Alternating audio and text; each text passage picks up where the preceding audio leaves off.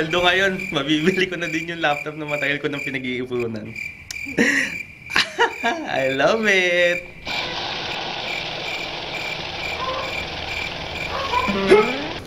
Huwag ka lilingon. Huwag ka maingay. Akin yung pera mo kung ayaw mo masaktan. Tagal kong inipon ito, Christmas bonus ko pa ito. Huwag ka nga maingay. Kung may maingay dyan eh. Akin yung pera mo kasi. Akin na yan. Sinabi ng Christmas bonus ko to eh.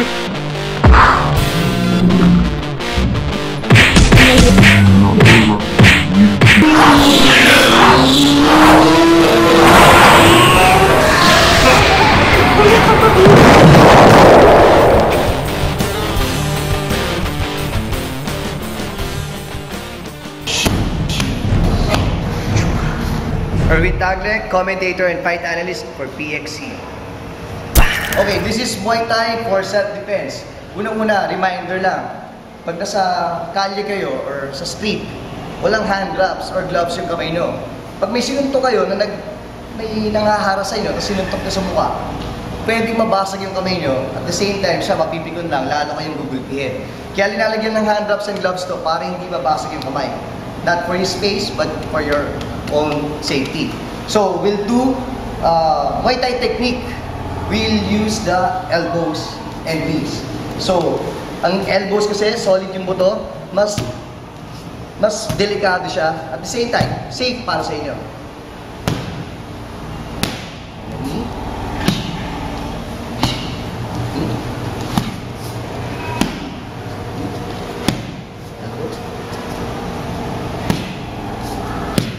Now, para sa application ng elbows and knees, pag hinaras kayo sa labas. Okay. First, all about awareness ang self-defense. You want to be safe or find the fastest exit as soon as possible, syempre. But in case na wala kayong matakbuhan, nasa wall kayo, diffuse nyo kagad muna yung tension by showing na wala kayong hawak. And malapit sa face nyo, just in case may mag-attack sa head or something. Oh, wala akong kasalanan. Ano, kailangan nyo bibigay ko, gagawin ko. While doing this, ina-analyze mo na lahat. Tinitingnan mo na yung scenario, kung ilan ba kasama niya, may police ba doon, saan ba pwede tumakbo after this, na next move na gagawin ko. From here, while talking, hindi, marami akong anak. Grab the hand with two hands, yung one against two. So, one hand with the knife. And then gagawin natin yung arm drag kanina. So again, from here. Siyempre, from this, hindi mo siya kakausapin. Sasapakin ka niya ng isang hand niya. So from here, dapat mabilis siya. Pam, then, boom. Mabilis na siya. So we'll do it in slow-mo first. 2 against 1. Then sliding isang arm sa may triceps, parang kanina. Hindi niya masasaksak yan.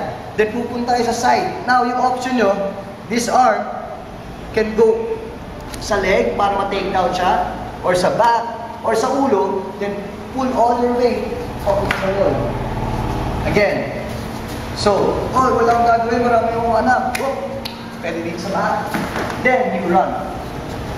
Again, reminder, hindi dahil sa champion kayo sa kahit anong martial arts, nagiging safe kayo sa kalye. Siyempre, ang best weapon pa rin, ang leverage is yung presence of mind and yung composure. Pag nalagay kayo sa sitwasyon na delikado, makikooperate na lang kayo doon. Yung mga kasama mo, baka mapahamak pa sila.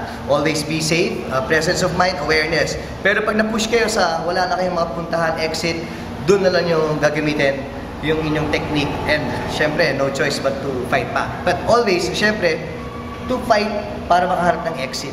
Hindi para makipagpormahan doon at baka mag-retaliate sila. Be safe lagi, cooperate.